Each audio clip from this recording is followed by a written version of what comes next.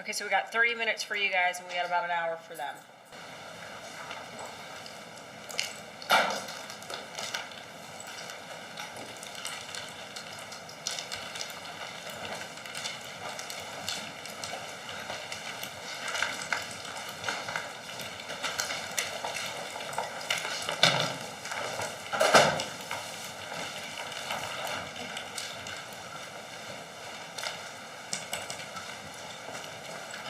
You may be seated.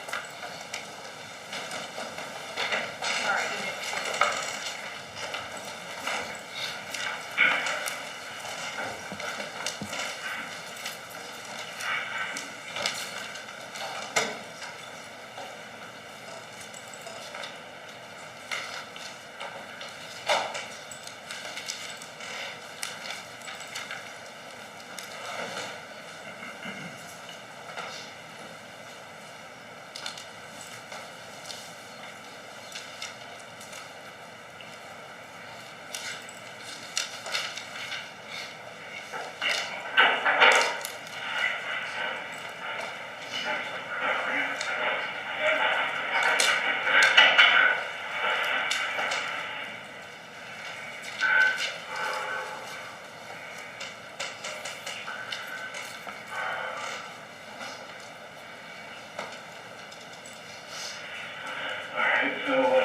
I think you know what happened.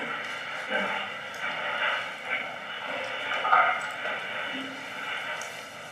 I'm going to ask you plain out. You are not part of it anyway. Yeah. When was the last time you saw everybody? I left the house between midnight and 12:30. On Thursday night? So Friday morning? Why? That's when you went to a hotel? No. The first night I stayed just in the public parking lot by the Tractor Supply. Okay. And why did you leave though? Because Dad kicked me out Thursday because I was still talking to the woman that had caused everything. I was using Mom's cell phone to do that with her knowledge, but that was not Cody or Dad. So then Dad found out somehow. And that was one of the things that he had said would lead to my being removed from the premises. So he forced you, he basically told you had to leave? Yeah.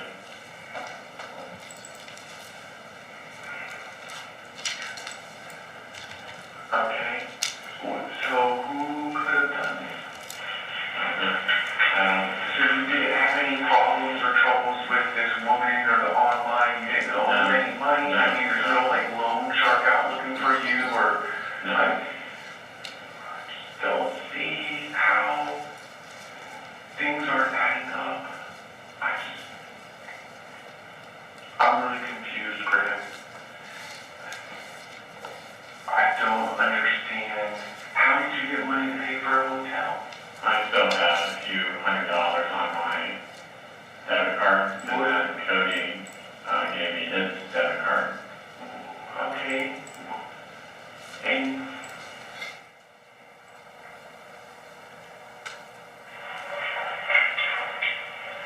I don't know. I want to believe you, Graham, but you're the last person that I could put in that house. And I know what happened over the last 6 months. I can understand the troubles that you've gone through. But it's hard for me to think that you would break to this point. But who else can I blame? How are we going to find out who did this? I don't know. I don't have the answers. So what are your intentions? You understand what we have to do now? If you're not the person that did it, we have months of stuff that we have to take care of from our pet parents. Months. You know how much stuff is in that house? We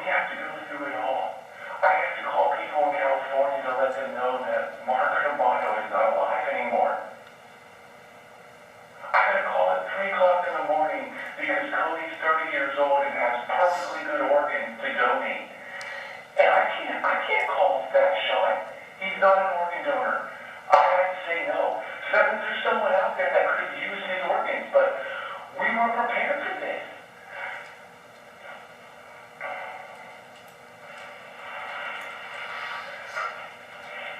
I love you more than anything in this world, just like I love Cody, Grant, and Dad. I know Dad was an asshole. I know Cody was an asshole.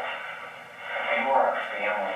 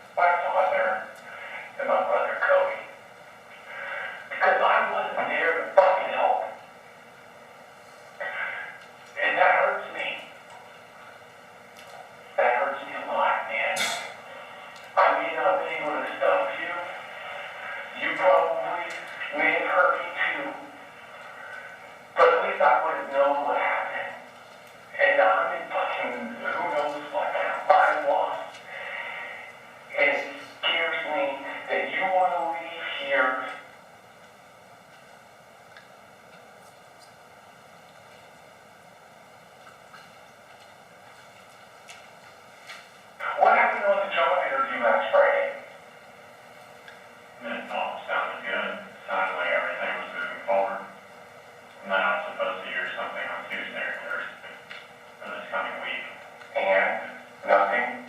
It was just on Friday. It was last Friday, so it's been a little over a week. No, it was just this Friday. That's not possible. Friday was yesterday. Yeah. So you're telling me you had a job interview yesterday, but you got kicked out Thursday night? Right. I needed my suit and everything, put it into the car. Okay. Where was your job interview? It was over on Lake Costa with company scripts. So they be able to verify that you were there for an interview? I'm gonna feel really bad. I mean, this is just, I understand. I mean, I really do. I understand all your thoughts and what you're thinking and everything, and this is just,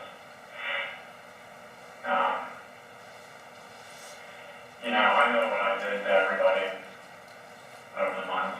Okay. I know you did.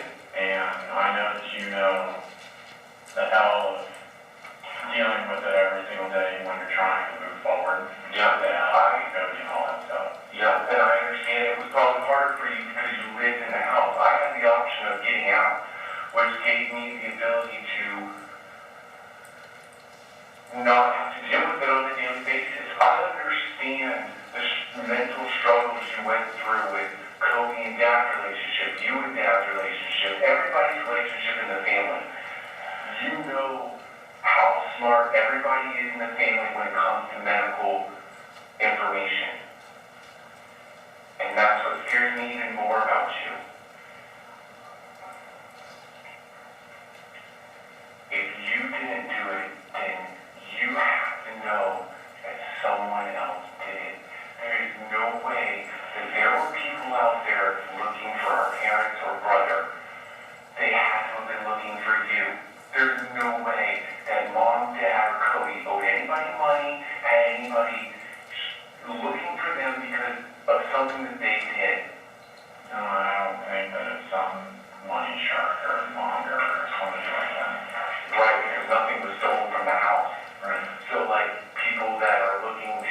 would say for financial obligations would have taken TVs, computers, jewelry, monetarily things. Right? From what I've been advised, that is not the situation. So that believes that the people were murdered for the reason that they were in the way of getting to something else. I don't understand why. I don't understand why it happened. I was taking my steps forward despite everything that I was supposed to do, that I was supposed to be doing. The slip up was still communicating with the woman, but What were you allowed to take when Dad kicked you out? Obviously your car. basically my possessions, my cell phone, my iPad, my Surface, some clothes. Weapons? I don't have any weapons. So there's no weapons in the hotel that you were at last night, no weapons in the car, no weapons buried on the property. No. I sold all my weapons when I was trying to make money. I remember Mom telling me that. What about, what did you, yeah, I don't know what else to say, but I'm scared for you, and I'm scared for myself, and I don't feel comfortable with you being around me alone. I'm sorry. I could take you physically, but if you have a knife or know where a gun is,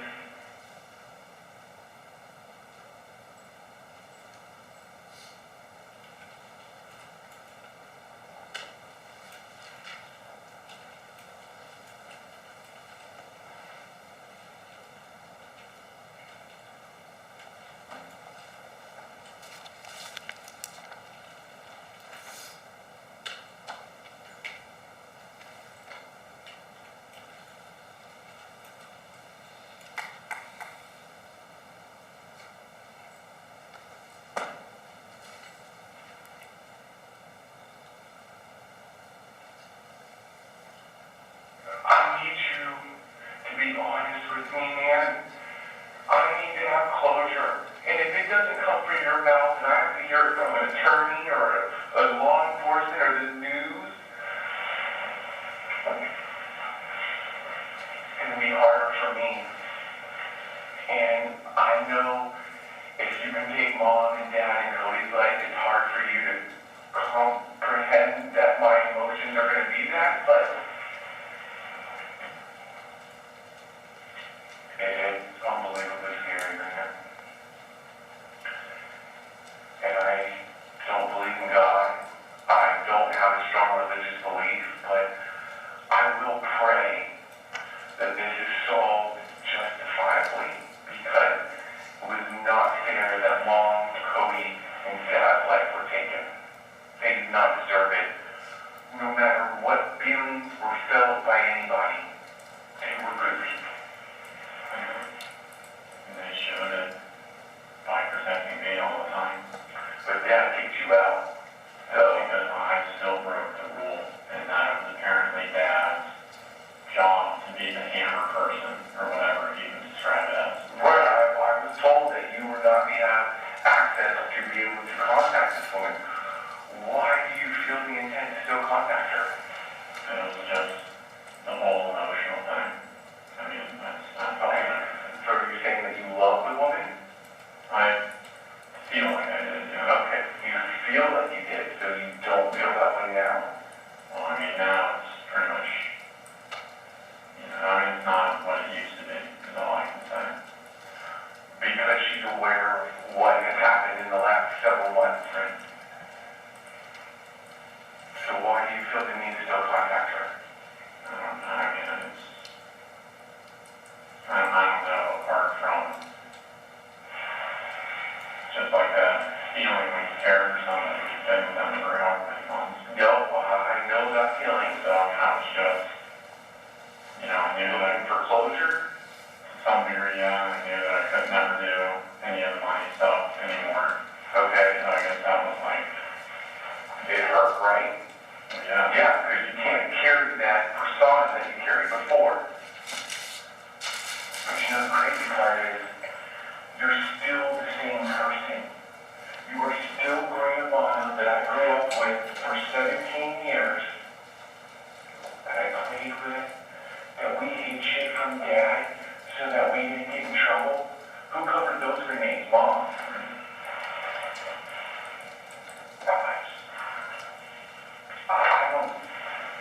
I don't feel like we're getting anywhere, and I'm going to be honest, I don't feel comfortable with you staying with me. I mean, is it a week or a couple days or 12 hours and something else is discovered, then I might have a change of heart, but I have no other options in my head of what's going on, especially if you're confirming that there's nobody looking for you. And if you're saying that you ran away or stayed in a hotel because you were forced to or you were told you couldn't stay there, I don't live there, so I have no proof. The only people that live there are dead. So they can't see anything.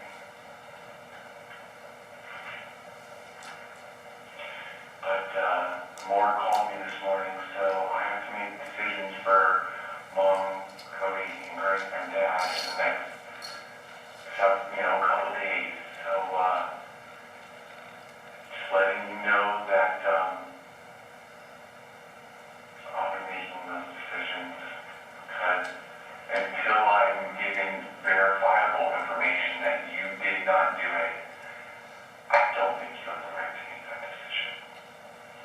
You already made the decision on whether or not they can live or not. That's not their job. All right, I'm ready. Let's go. Just remember that. Just like Mom, Cody, and Dad loved you, nobody loved you any more or any less.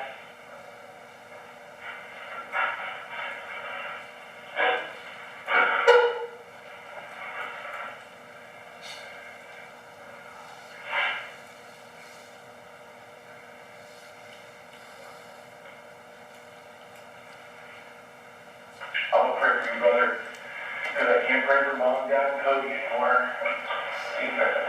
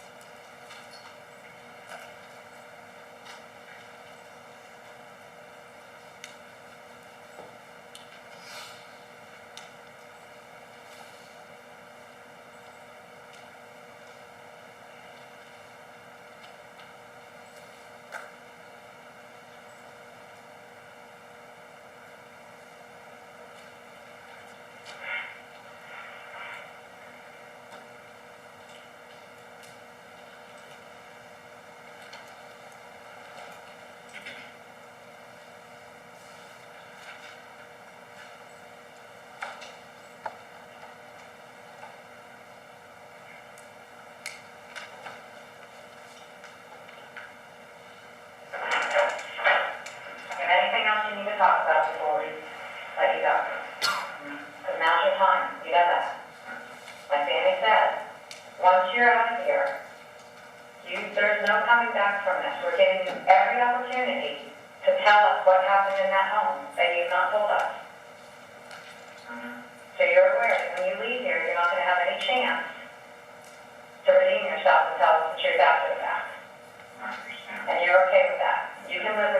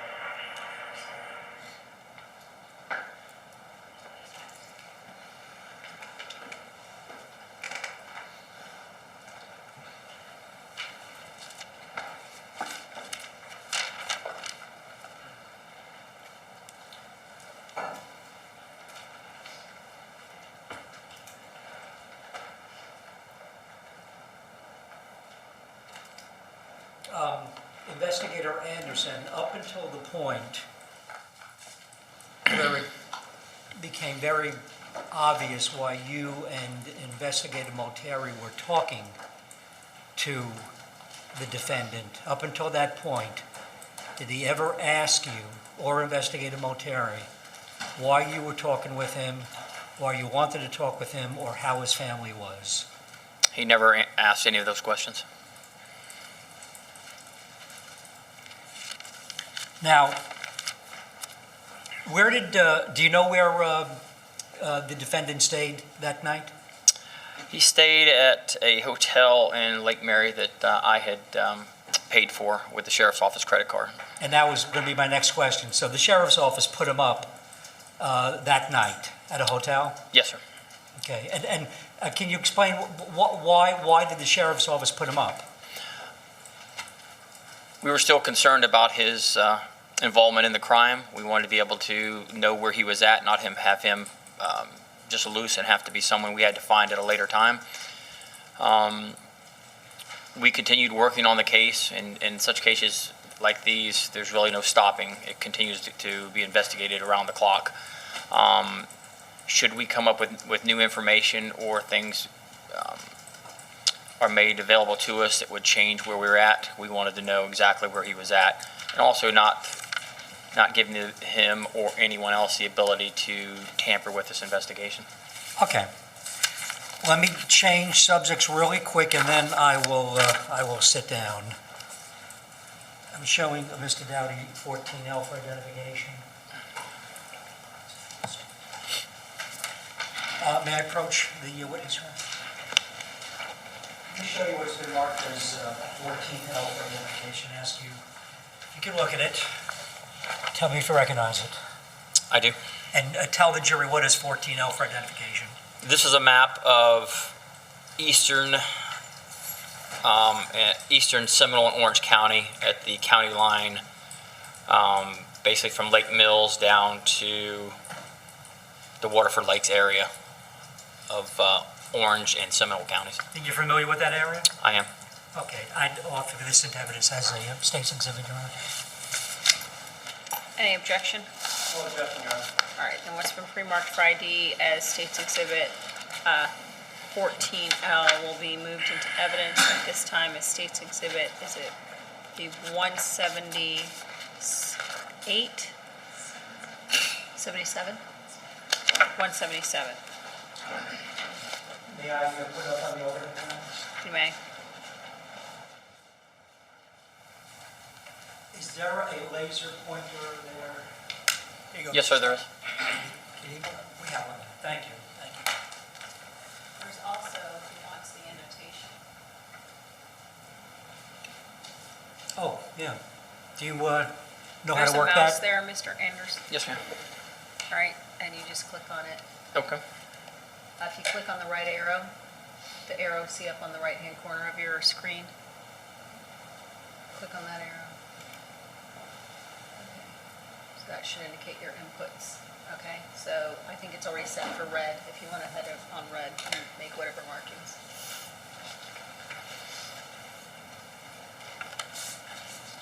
All right, you may proceed.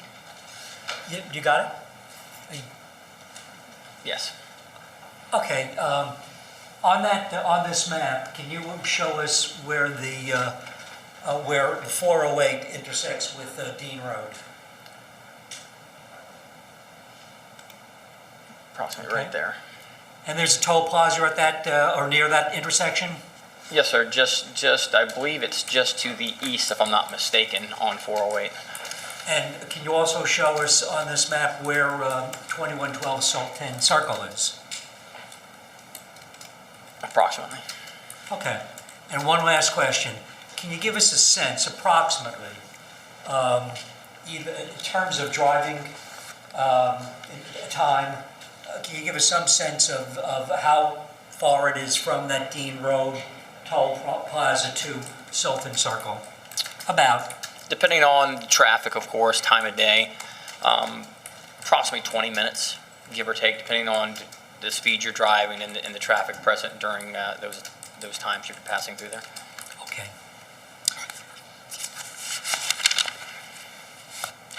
I think that's it. Can I have one moment, please, Your Honor? Okay.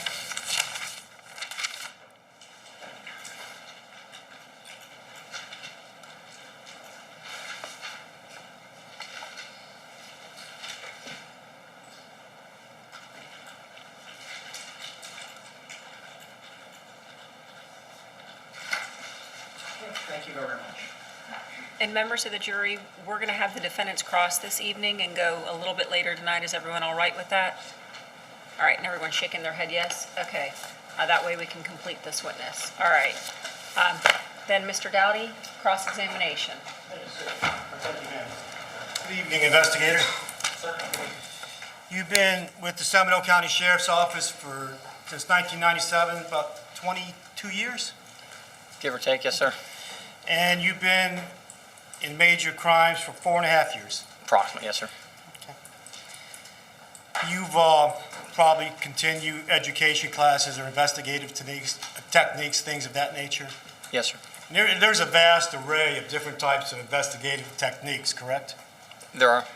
Good cop, bad cop, tell them false information to try to get a confession, things like that, correct? There are different things you can do to elicit information from somebody to see their reactions, yes, sir. You even offer them a Big Mac and a chocolate shake. Generally, we don't offer them food as an enticement. Usually that's to feed them if they're hungry due to the time some of these investigations go, for me anyway. Sure. And you've used those techniques in this case, correct? Some of them, yes, sir, we have. Okay.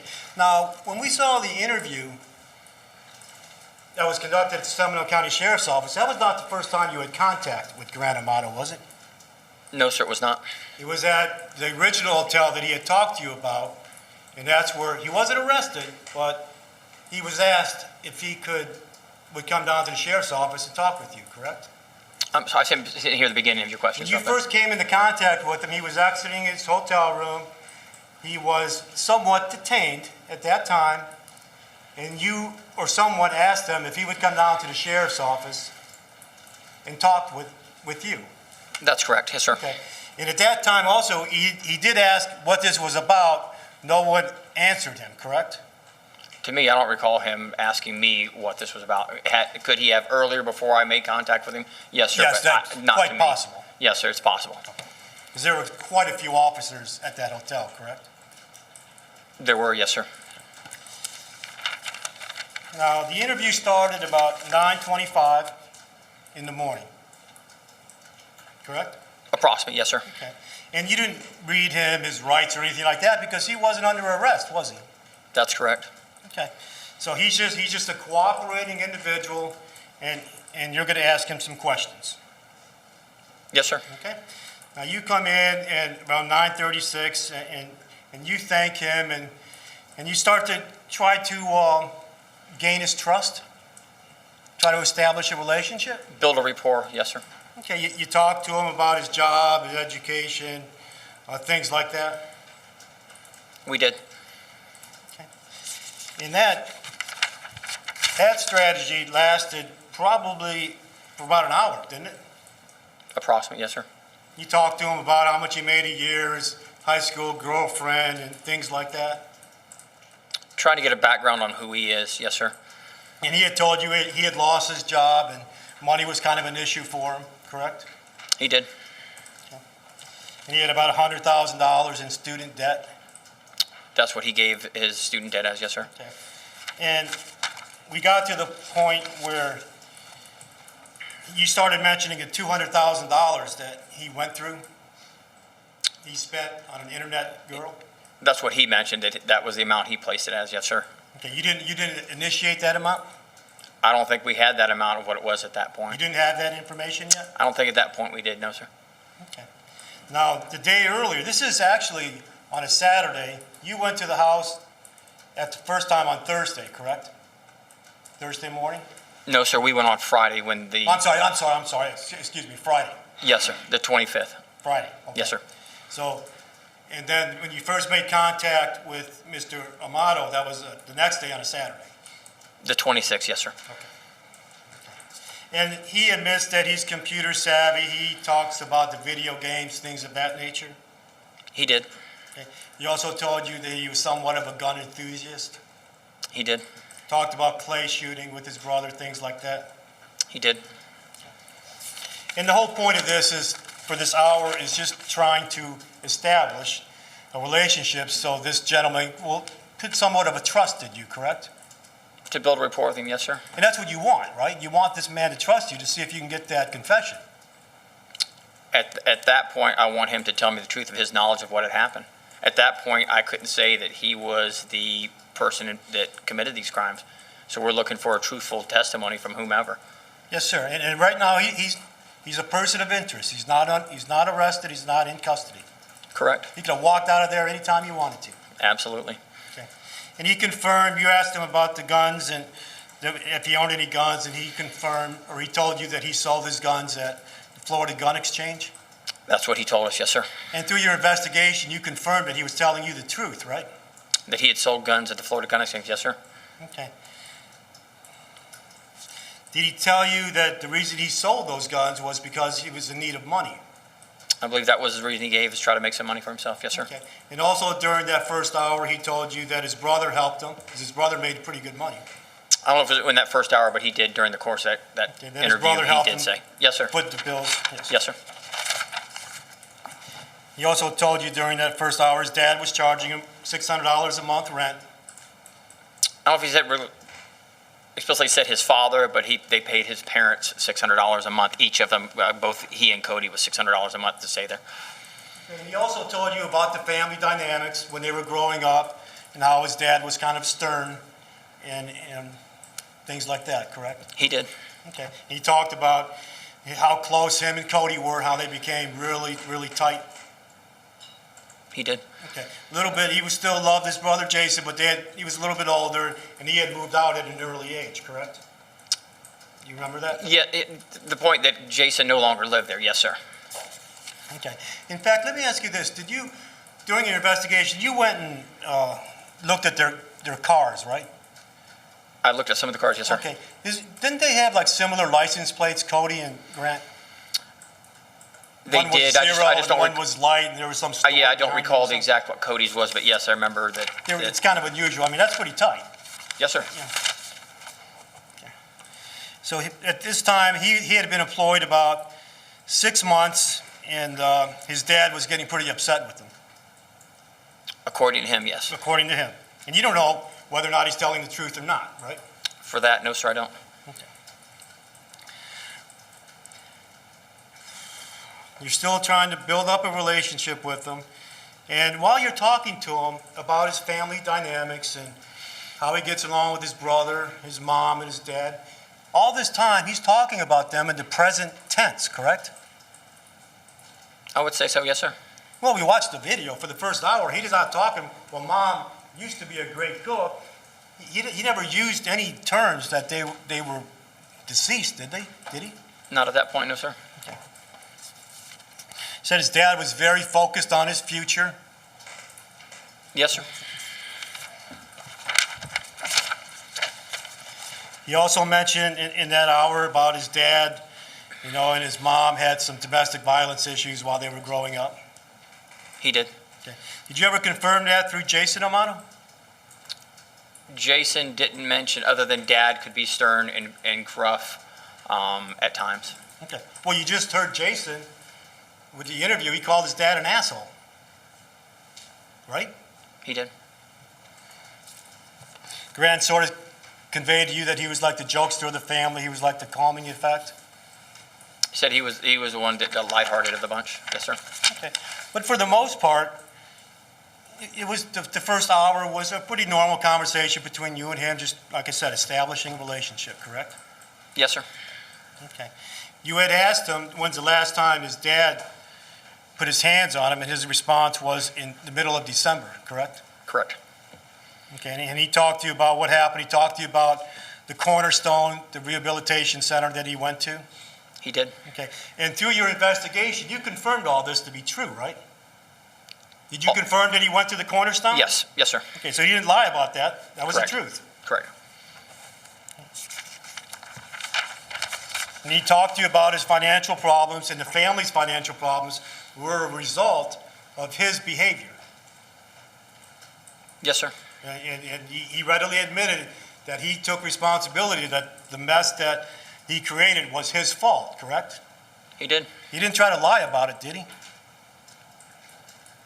About the money? That it was his fault that his family had this great No, loss sir, he of did money? not.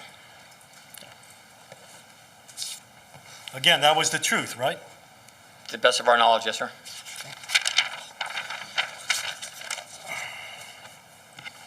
Now, he talked to you about when he came home from the Cornerstone place, that they had met, his mom picked him up, and then his dad had set down a list of rules that he had to abide by, correct? He did. And it came to a point in January that his dad found out that he was still having contact with this internet person, right? According to him, that's what he said, yes, sir. Now, after we get to that part, say about an hour and a half in, now you're starting to talk to him about what things you might have known, correct? Yes, sir. Okay. You still haven't told him his parents are dead. Not at that point, no, sir. No. No, he told you the first lie that he told you two lies. One lie was that he met Cody outside of the neighborhood. Is that correct? That's one of them, yes, sir. And the second lie that he told you was the time that he left the house. At first he said 9:30. That's one of them, yes, sir. Okay. So those, I'm just pointing out, those are two lies right there. That he Those told two are lies, yes, sir. you. Okay. Now, later on, when it got heated up and you and Malteri were pressuring him, he came clean and just said, no, I didn't tell you the truth. Actually, I was there when Cody came home, right? That's what he said. And then he changed the time to say he left around midnight or sometime thereafter. That's what he said, yes, sir. Now, when you were talking to him, this is around 11 o'clock in the morning, you start talking to him about, you know the truth, you know about, your digital footprint, right? Yes, sir. You're telling him that about, you can tell where he's at from his cell phone location, Yes, sir. and you can tell him that you know where he was because of his cell phone? In some cases, yes, sir. Okay, but that wasn't the truth, was it? Not completely, no, sir. Just a strategy, because he didn't have a cell phone on. Sir, He didn't have a cell phone that was operable at that time. he didn't have one that was operable for telephone calls and mobile data as a normal phone would be. He would have to go through a Wi-Fi connection to connect to it. There's other ways he could use it, but not the traditional, your cell phone that you use normally. Okay, but you told him that you did have knowledge about where his location was pursuant to his cell phone. Yes, sir. Just like, again, just a strategy to try to get something out of him, right? To gauge a response from him, yes, sir. Okay, now he told you that he did have his Surface Pro. It's like a laptop, like Mr. Leo's right there, right? Yes, sir. Something like that. And he told you that he had Wi-Fi service at the Publix on Colonial. Yes, sir. And that's when he left the house, that's where you went, right? That's where he said he went, yes, sir. And then through your investigation, you were able to confirm that he was telling you the truth, right? We confirmed that about the time he said that a device connected to the Wi-Fi at Publix. And that was part of the digital footprint. Yes, sir.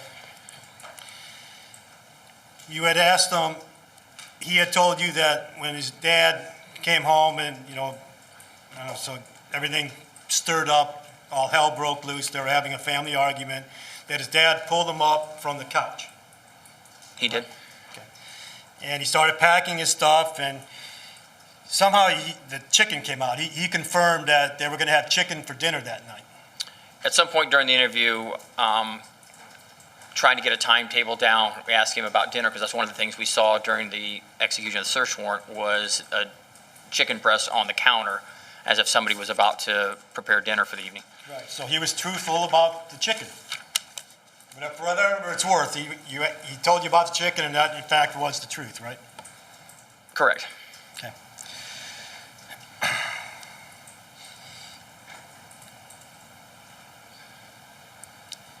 Now, at one point, after you talked about the chicken, you leave the room, and you're observing him at that point, right? Not completely, no, sir. You don't have cameras in there? Well, obviously, you have cameras in the room. We do, but if you're saying, was I observing it, not the whole time, no, sir. Somebody was. Was Malteri observing him? If she was in the room when I left, she would have, and also, there's also a room where video monitors and audio is, that you can listen In to. fact, when this interview first started, he was left alone in the room by himself. He was left alone in that room, correct? Yes, sir. And you guys are observing him, right? Somebody would be, yes, sir. Well, because you want to see, maybe he might make a statement, might say something implicating. In your experience, some people walk around talking to themselves in that room, right? Not for me, no, sir. You've never had that experience? I have not had somebody get into the interview room and start talking, just me personally, I have not. Well, tell me this, what's the purpose of leaving him in the room in the beginning of the interview?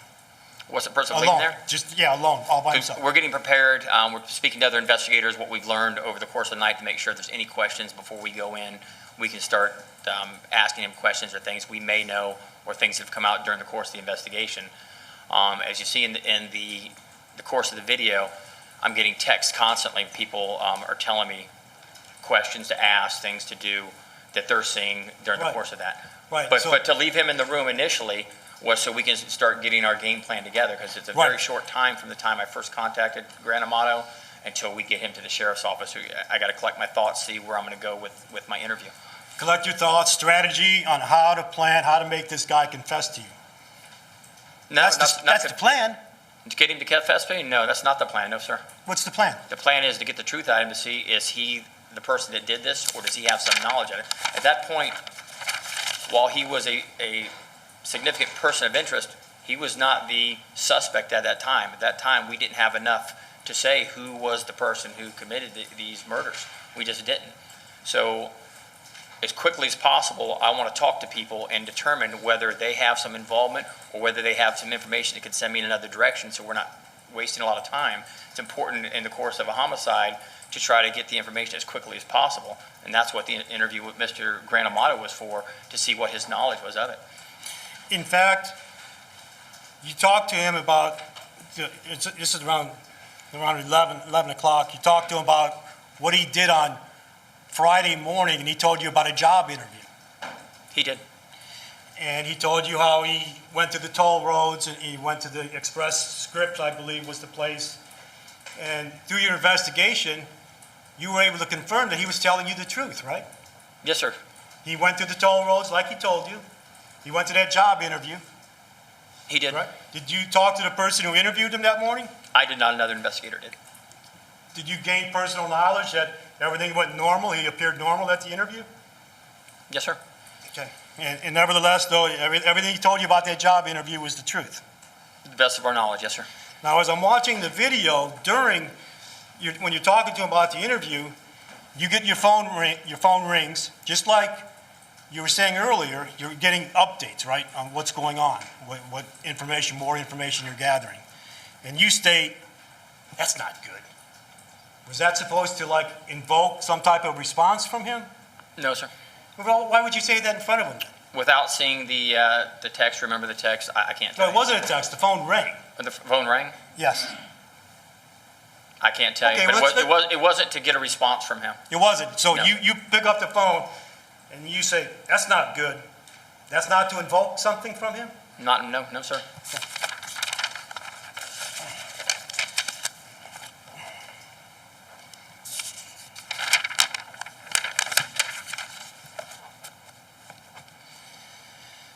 Now, you're talking to him about, and you tell him, why do you think we are having these conversations? That's when you first started kind of pressuring him a little bit. Because so far, you're just establishing a repertoire with him and talk to him about his history and the job interview. So now you're starting to press a little bit harder, right? It changes gears, yes, sir. Yes, sir. Okay. You tell him this is not your first rodeo? Correct.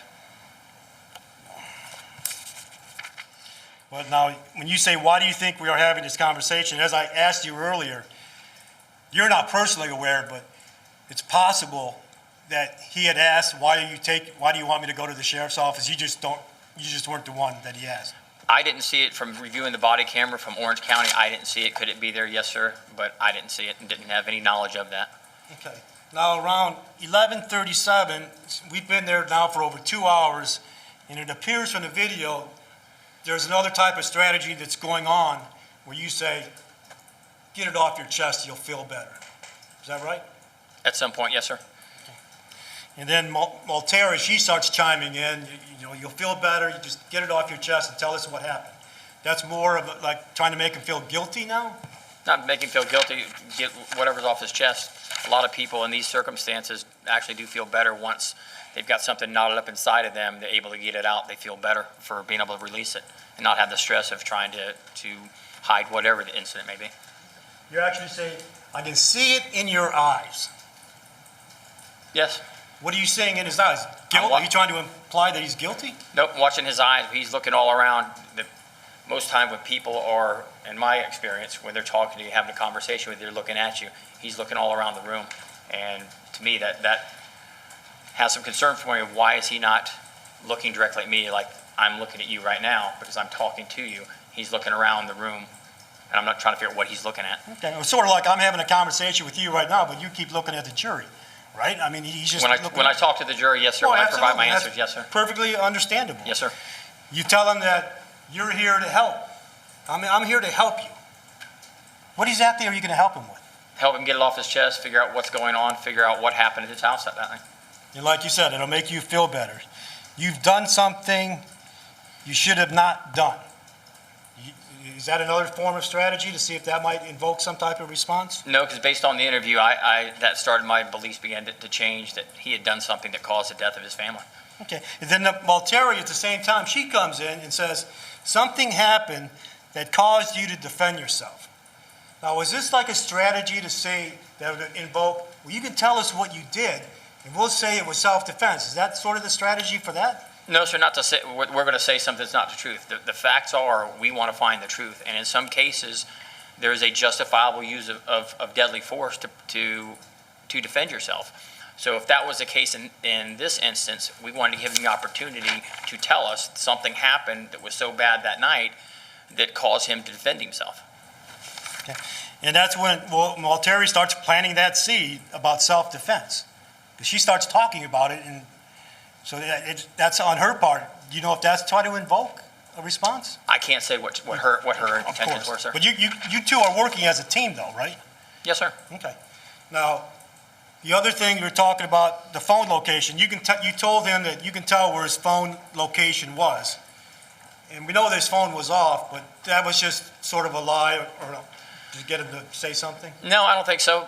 His phone, his service was off, but when even with 911, any cell phone that has no service will still call 911 and still has GPS availability for 911. So there are ways to track it. There are also ways to track it when his phone connects to a hotspot, Wi-Fi. There are ways.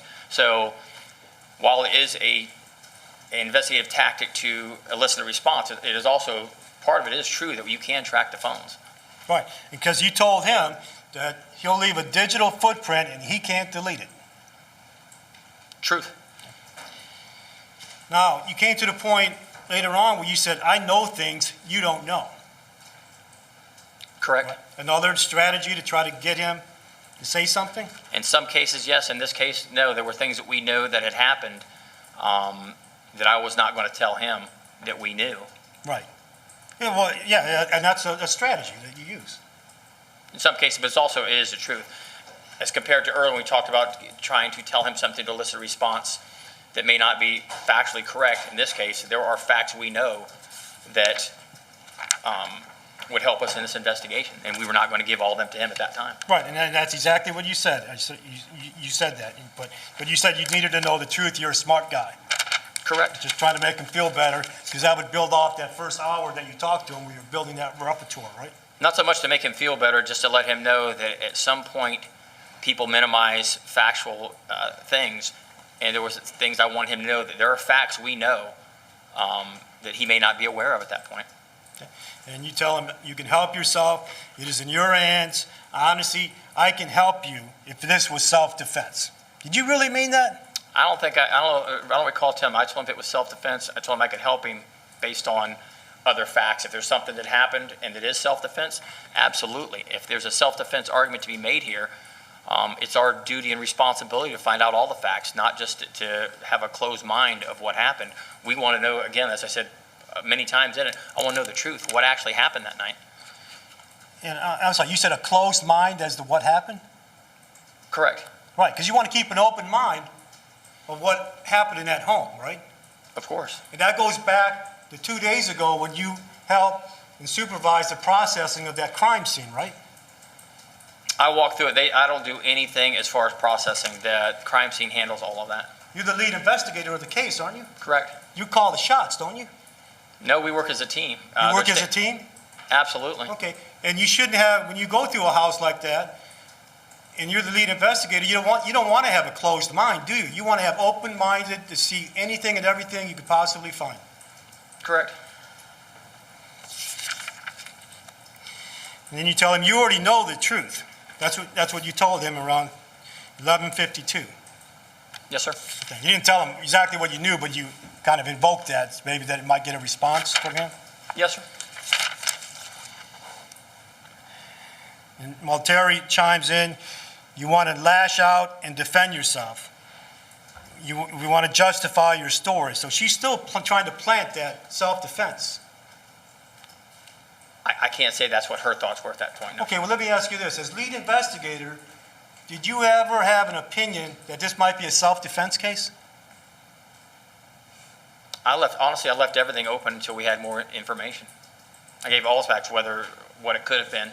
And at that point, I really didn't have, at some point, my beliefs began to change based on information we had, but Yes, sir. I was open-minded to what could have happened that night.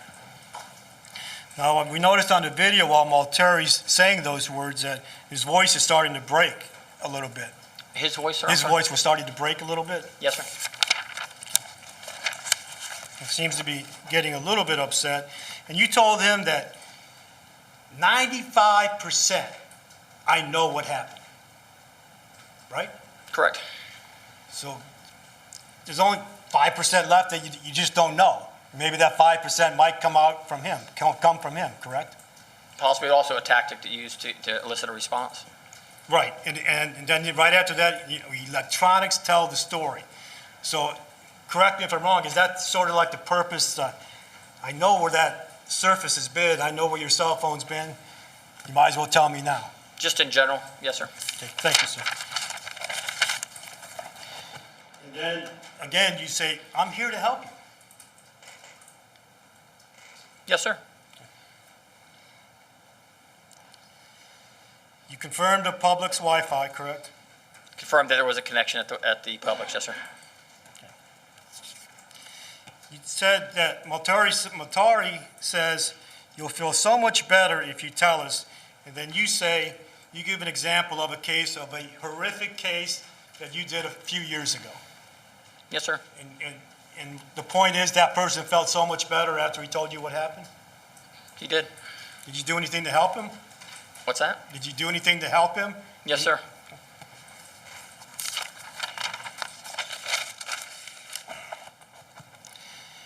You also told him that if he's locked in a story that is false, that's going to be bad for him.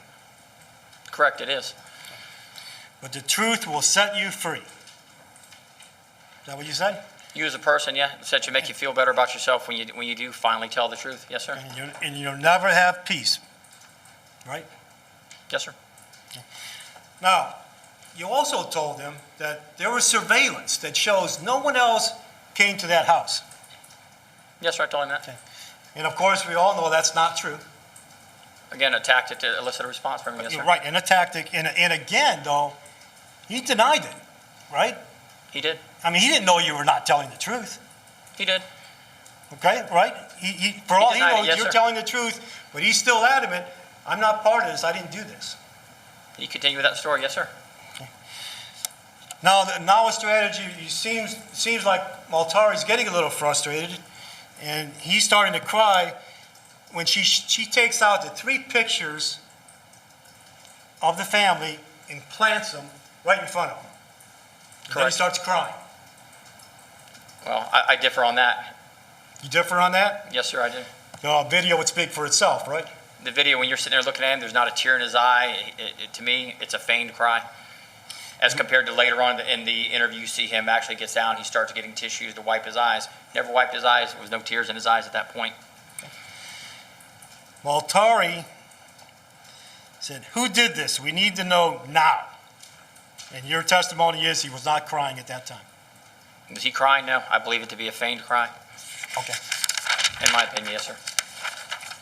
And it seems that things are getting, well, Terry says the mom has no guns. Cody didn't fire this gun. Chad didn't fire this gun. You got to tell me now. We know what happened. That's Terry trying to, a tactic trying to elicit a response. Try to get information from him, yes, sir. And even at that point, this is sort of like the good cop, bad cop, where you come up to him and you put his hand on his shoulder Yes, sir. and just give him a reassurance that everything's going to be all right. I'm here for you. I'm going to help you. Not so much that. Just keep him calm. Keep him calm. Yes, sir. You have to be honest when you tell us and we can move forward. His response, there's nothing else I can say.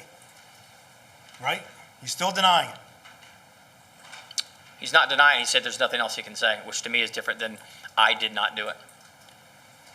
I don't have the answer who did this. That sound right? What he At said? some point, yes, sir. Now, eventually at 12:21, he's left alone in the room again. Right? Approximately, without looking at the video, yes, sir. Is it fair to say he was crying then? I don't know at the exact time. There is a point during the course of the interview where he actually, in my opinion, he is crying. He's getting tissues to wipe his eyes off from the tissue box that's on the interview table. I believe him to be crying. Without being directly from him, I would say that is a better depiction of someone crying than what I'd seen earlier. Okay. And that's when he tells you that, he didn't say I want to correct my statement, but he says, I was home when Cody came home. I didn't meet Cody out on Fort Christmas Road. He told you that, right? Yes. Okay. And he told you, I left the house around 12:30 or 12 or sometime thereafter. He said he left later than he had originally said. Yes, sir. And his digital footprint confirms that he probably left around midnight or so, right? Or 12:30? There is digital evidence that he left. Yes. Yes, sir. And digital evidence tells you a lot, right? Sure does. There's also, and you've investigated this case, I know you know this case very well. There's digital evidence that shows that Chad's phone was accessed at 11 p.m. Correct. It was again accessed at 12:30. I think it might have been a little earlier than that, but Well, after it might 12 have been a o'clock. little Yes, bit sir. earlier. Yes, sir. And that was the dad's phone, correct? It was. Well, Terry keeps pressuring him, and then it seems like around 2:39, there's another new strategy. That's sort of a softer approach, sort of like, you're not getting exasperated, but you're just trying to be kinder to him a little bit and see if you can elicit something from that. Or, is that true? So, Somewhat, yes, sir. Somewhat, okay. Yes, sir. Then we get to around 1 o'clock. Now, this has been almost 4 hours he's been there, correct? Approximately, yes, sir. Okay. You start talking to him about the autopsy, Yes, sir. about the medical examiner, and how the angle tells us a lot of things. Correct. One thing the angle doesn't tell you is who the shooter is, does it? Truth. You say you know for a fact he never fired, and she never fired. You're meaning Chad, Cody, and Margaret. They never fired. They didn't fire the gun that killed them, no, sir.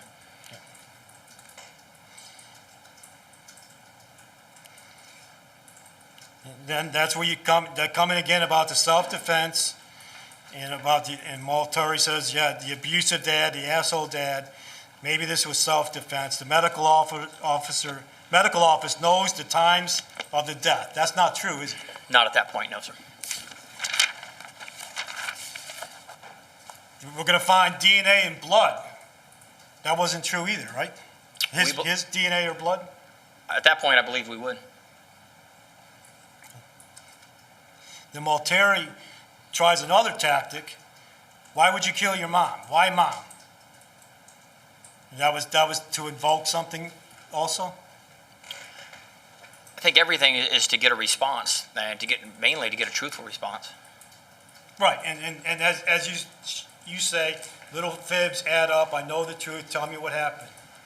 And then you say there's no GSR on any of the deceased people, correct? Correct. You know that to be true? At that point, no. Have you ever seen a report on that? I have not seen it, no. It would go to our Okay, crime well, team. I have me not either. seen I it. was just asking. Then, finally, when I walk out of here, I'm done. That's it. That's sort of like, this is your last chance, right? Yes, sir.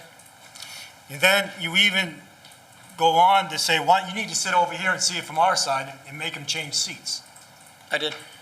That's kind of a clever tactic, but it didn't work, did it? You didn't get your responses that you wanted? He continued to be untruthful with me, yes, sir.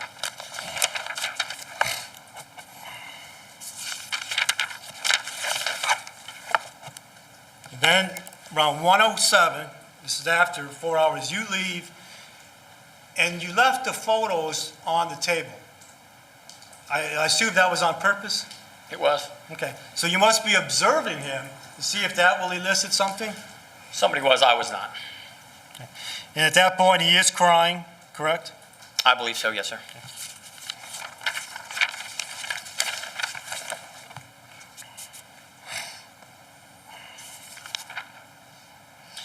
Now, at some point, you brought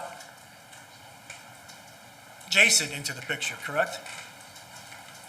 Jason came to the sheriff's office at Grand Amato's request.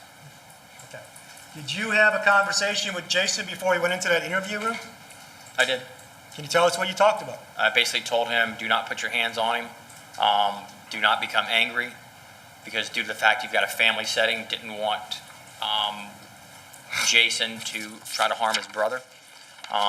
Didn't give him any questions of anything I wanted him to ask. I told him, you are not acting as an agent of law enforcement. You're there as his brother.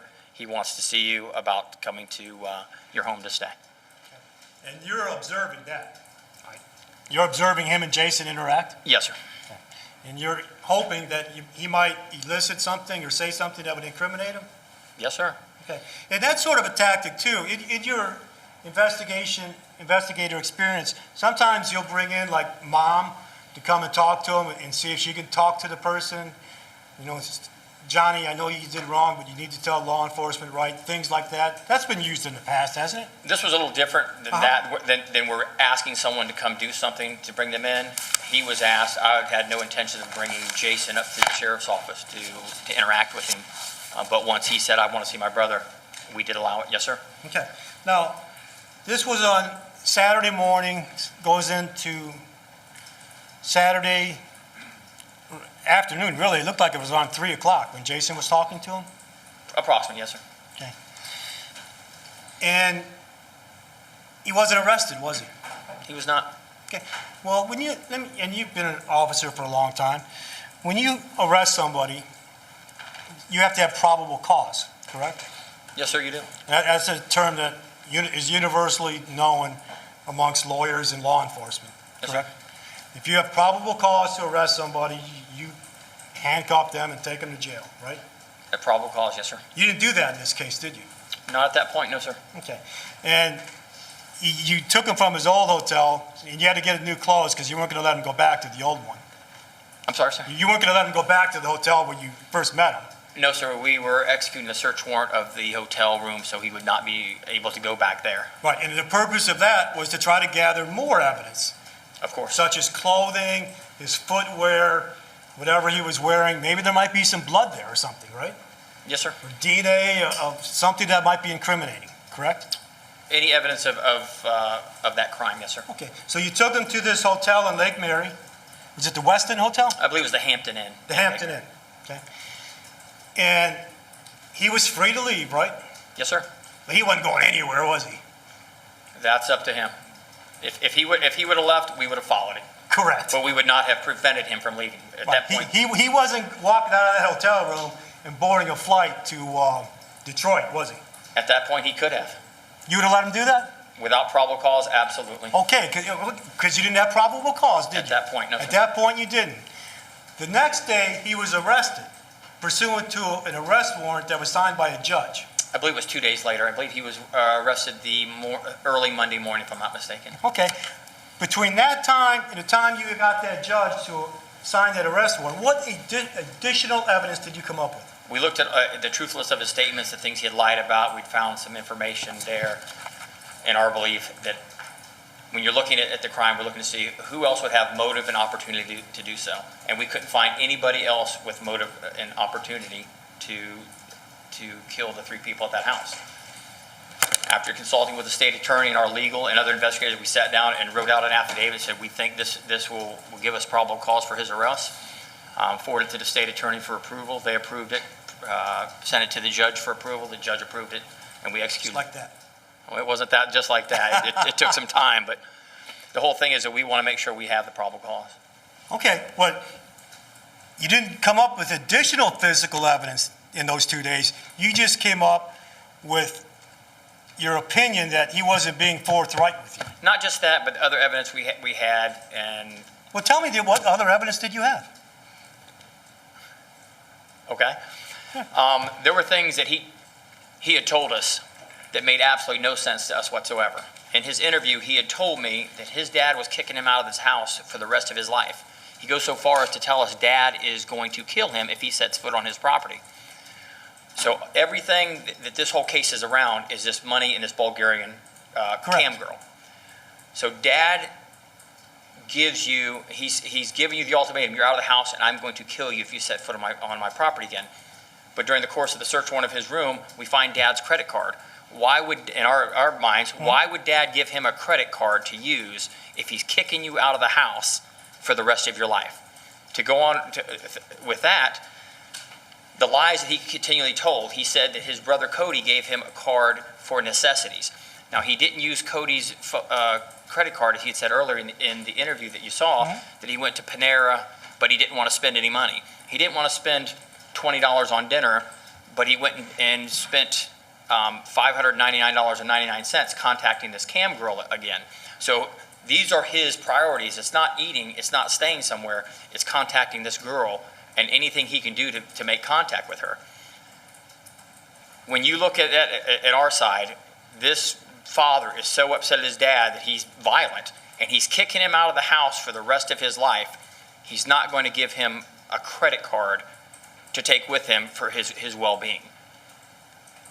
Everything that he says does not make sense to anybody. Okay. And then when he starts to give the statement of Cody came home, Cody is shot the minute he walks in the door. He wasn't walking around having this conversation with dad. He walks in the door, he's shot right inside. It's not the minute, and I misspoke, it's not the minute he walks in the door, it's the second he walks in the door. He walks in the door and he's shot immediately. He drops his little satchel bag right there by his body. It's there. We have the guns there that are not, you'll see through ballistic evidence, I don't know if this is brought up, don't match Right. the bullets there. The guns that are there at the house, the 2 that are on, one by Cody and one by his father, don't match those bullets. The whole thing does not add up to a factual basis based on what he's saying. Based on what we see and our beliefs, he was there when it happened. He's the person that did it. So we did narrow in on him. His story makes no sense. His explanation is impossible. And he just continues to lie about the most mundane things. Telling me what time he leaves, it doesn't matter. You'll find later on that somebody else, I'm sure, will bring in evidence that shows you things that happened that we know could not have happened the way he describes it. Okay. But you knew all that on Saturday. I did not know all that on Saturday. No, sir. You knew where the bodies were on Saturday. Correct. You knew, based on the conversations, that the family was helping him get his stuff back together. You knew that they sent him to Cornerstone. He spent $11,000 on that. I know they sent him to Cornerstone, and I know he didn't complete the program. Well, okay. You didn't complete the program, but they sent him there, right? They did what they could do to help him, yes, sir. Okay. You didn't have any additional physical evidence from Saturday to Sunday or Monday, whenever you got that arrest warrant done. When we review it, any additional, we just reviewed it a little tighter since now we are focusing in on somebody because there's no forced injury, there's no sign of a struggle, there's nothing missing that would indicate that someone has broken into that house to burglarize it, to rob it. There's nothing. Nothing points to anybody outside of those 4 people in that house. And 3 of them weren't the people that were involved in, other than they're the victim of the homicide. Right. There's And- one person and- left. And a lot of that is because that house was not properly processed by your crime scene team. I disagree. Okay, nothing further. Correct? Yes.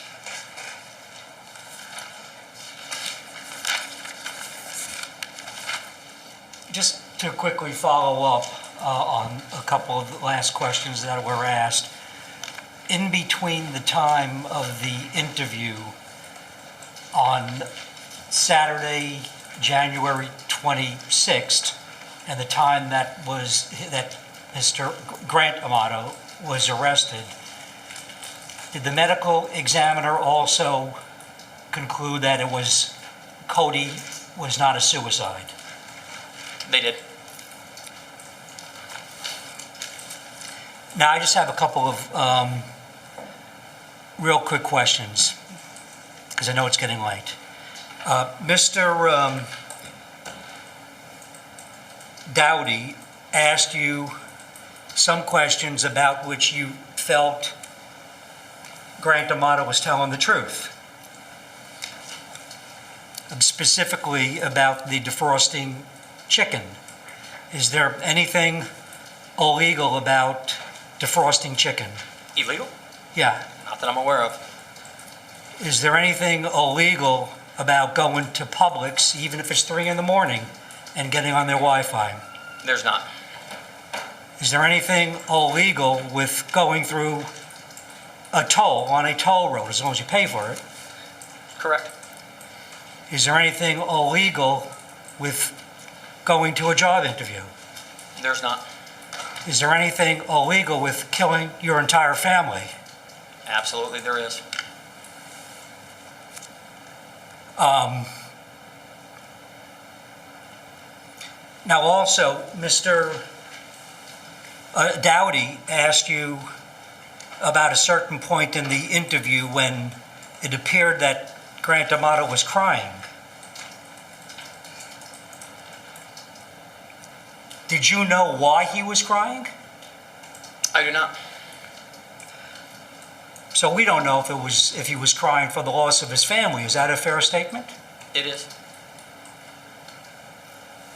And one last question. It's obvious a critical part of this case is to determine how late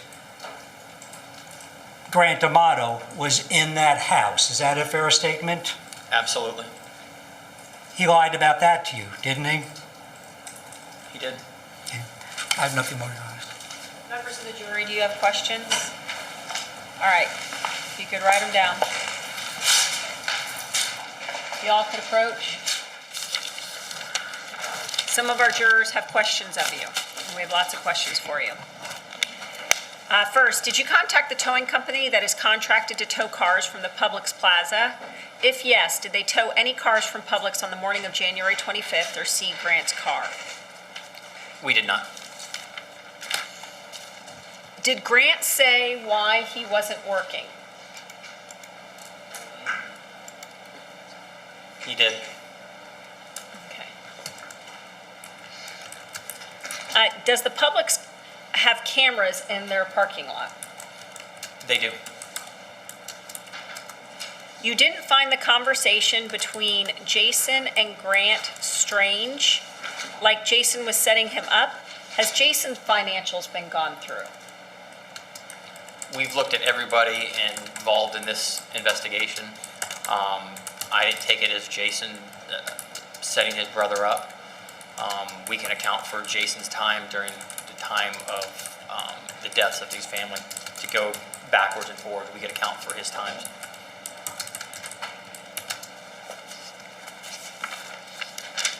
What is the criteria, if needed, to determine a person of interest or a suspect?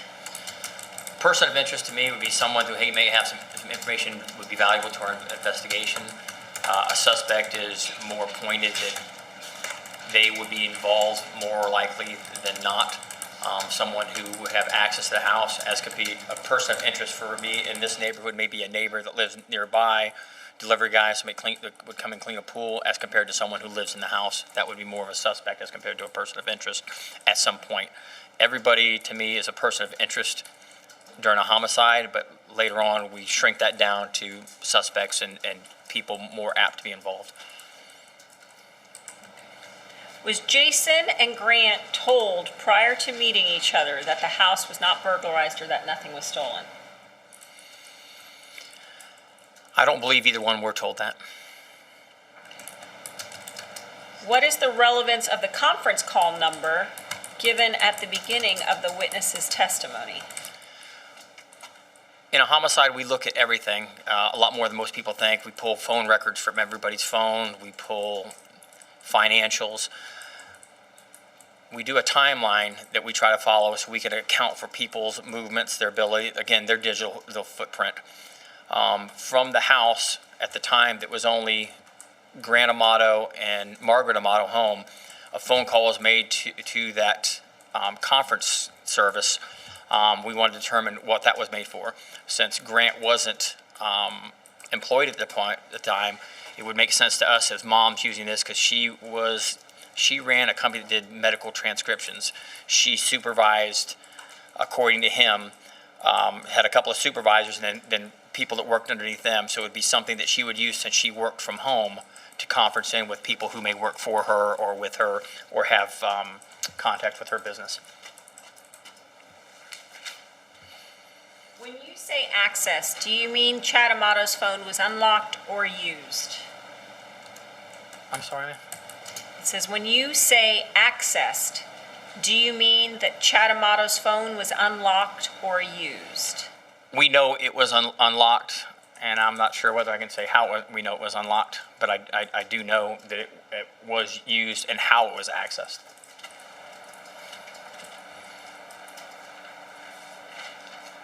You stated during the video you or someone had spoken with Jason to check his whereabouts during the time it was believed the murders occurred, and he had verified an alibi.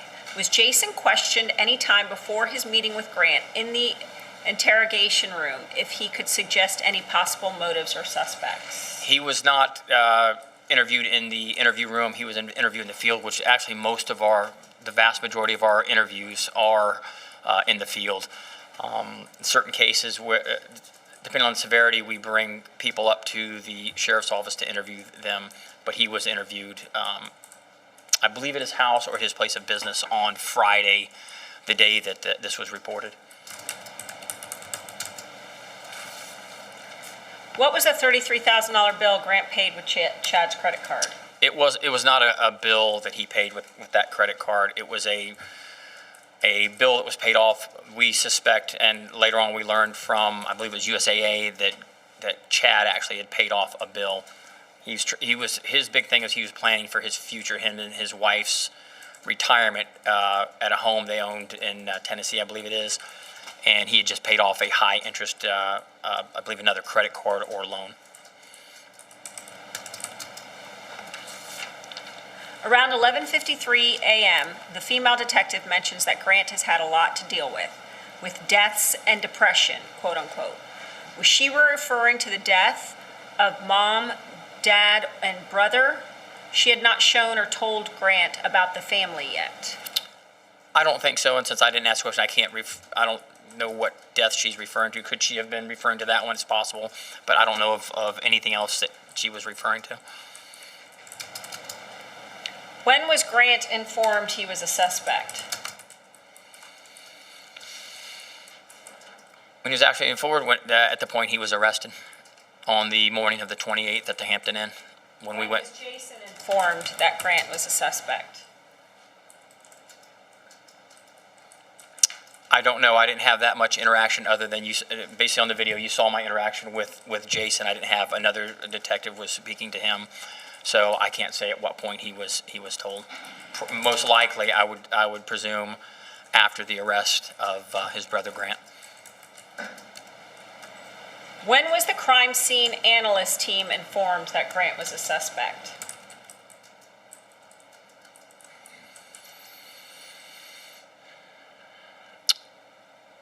I think would probably be Saturday when we started talking about what we had and who, in our case, as again, we said we start broad and then narrow it down. We had narrowed it down, basically looking at the crime scene, the lack of forced entry, the lack of anything that would show that there was some type of struggle inside the house or a fight.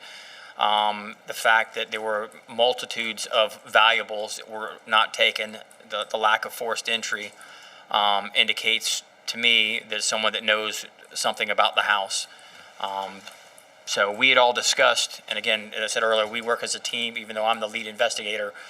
The crime scene, that's their specialty of processing scenes. I'm not going to tell them how they process it. I'll tell them things I would like to see from it or I would like done there, but they decide how the best way to process it is. But I would say probably Saturday we discussed the fact that we had a belief that he would be our prime suspect.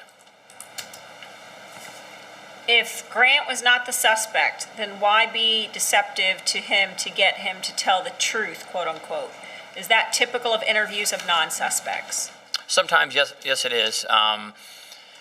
People tend to minimize when they're in the presence of law enforcement. They don't want to tell the truth, for they're just, even if they have nothing to worry about, they're not involved, they will minimize or not even talk to us at all.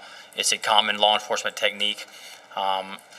He was not quite for me, the 100% suspect until we conducted that interview, and he started with not telling the truth about the minute things about what time he left and where he was at. And then we started learning the things of the credit card and what it's used for. And his explanation was he had to pay a bill, but that service with the cam girl can't be paid later after you use the service. You pay it in advance. Just the little things of people lying about things that there's no reason to lie about starts making them look like they're trying to hide something from us. So he was more focused as a person or suspect in this case at that point. Was the defendant free to go anywhere he chose after the interview? Please explain what is allowed or not allowed. If not, no arrest is made. He was free to go wherever he wanted. Did we want to keep an eye on him? Absolutely we did. We wanted to know where his whereabouts were.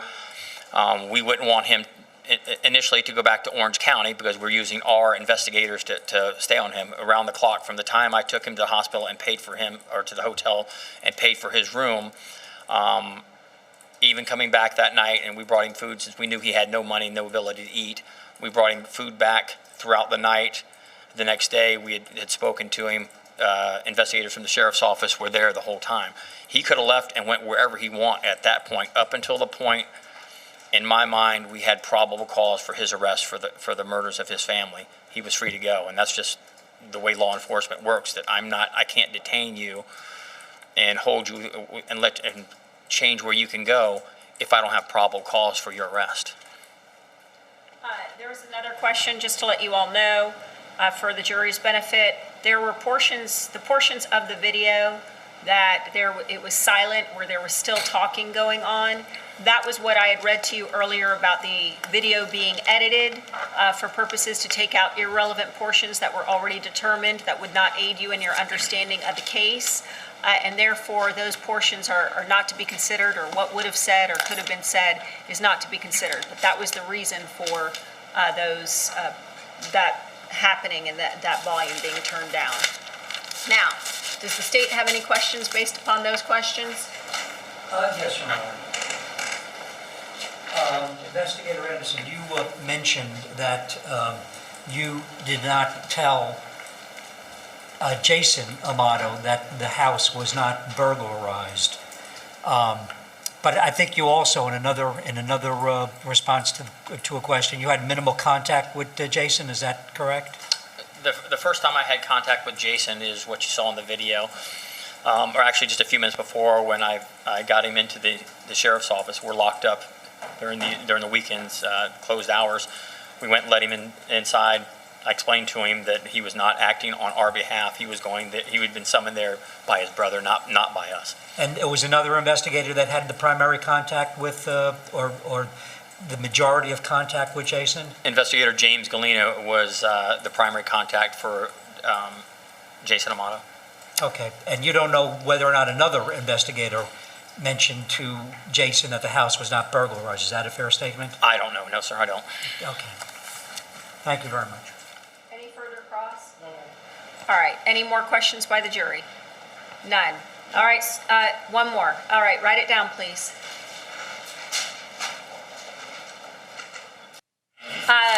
Question is, why was person of interest Jason not brought in for a chat like Grant? Both would have been a person of interest. With Jason, he gave Investigator Galena a sworn statement. Investigator Galena and other investigators verified his story and know that we could account for his time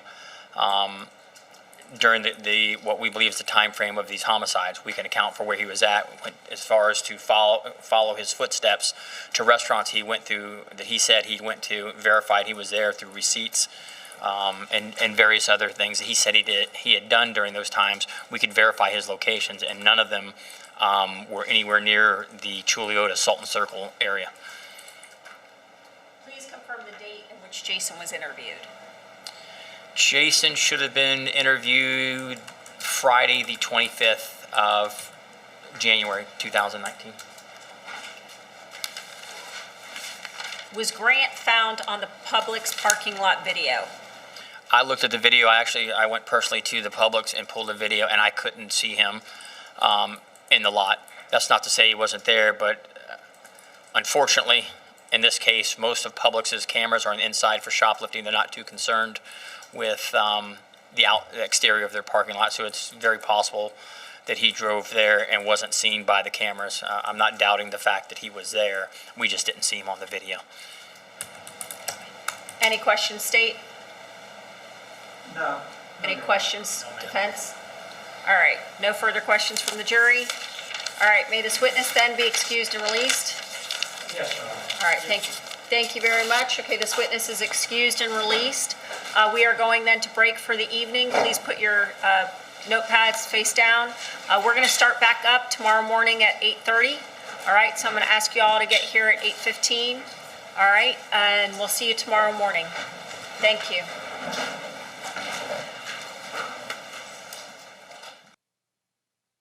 Seated.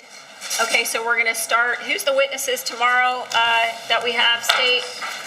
The plan tomorrow, we have to call one person out of order. It's Troy Roberts is his name. He's the Publix IT person. After him, he should only be, for me, 45 to an hour tops. And he's the IT person for Publix? Yes, ma'am. All right. How long do you anticipate the cross-examination defense? Maybe none, Maybe none? possibly. Depending, I think I know what he's going to testify to, and I He's don't. going to say he was there. Right, exactly. Probably none. Let's go with that. Okay. All right. Jason Amato, tomorrow. How long do you anticipate Jason to take? I would say probably no more than a half hour. How long is the cross for the defense? 15 minutes, Judge. Okay. All right, so then we got Jason. Who do we have after that? Christina Varnell, probably 10, 15 minutes. All right. And how long for the defense? 5 minutes. All right, so she's only going to be 20 minutes. Jason will be a total of 45, and Troy possibly longest an hour. All right, who else we got after Varnell? We get the pleasure of Mr. Rubart again, processing of the hotel rooms. Okay. How long do we anticipate Mr. Rubart this time? Like an hour or two. Let's say More 2. evidence. All right. Considering you went over last time, Ms. Adkins, I'm going to give you the benefit of the doubt to say it's the extended 2 hours. Mr. Dowdy? 2 days. No, probably just a half an hour, Judge. Okay. Should you be taking into account the jurors' questions too, Judge? Right. They are lasting 10 or 15 minutes on the last couple witnesses. All right. How long do... who's the next witness then after Rubart? Eric Brothers, he's the evidence tech that searched the car, the defendant's car. How long do you anticipate him? He shouldn't be too long. I mean, What's not too long? to me, if I do it, 45 minutes, but I don't know. I'm slower at it. You could try and get a little quicker. I can try. Maybe an hour. Okay, so an hour? Yeah. Okay. All right, how long the cross on him? 20 minutes. Okay, so he total maybe an hour and a half. All right, and then, let's see, that's got us at 2 hours, half hour. So, 2 hours, that's 3.5.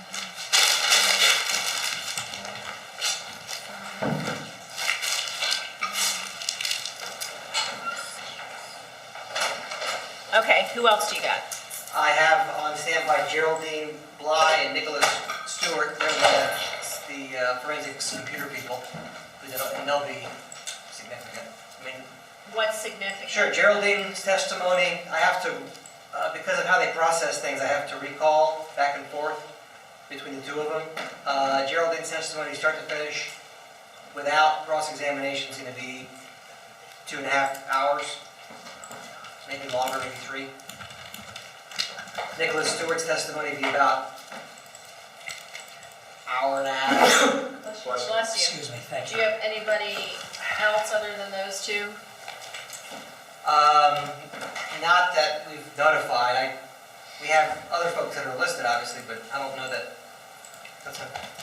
Because they sound like, well, the difference is there's still a little bit of time to fill for tomorrow afternoon, if Sure. everything, I mean, we but have- not 4.5 hours worth of time. Sure. So that's the court's concern. Sure, we have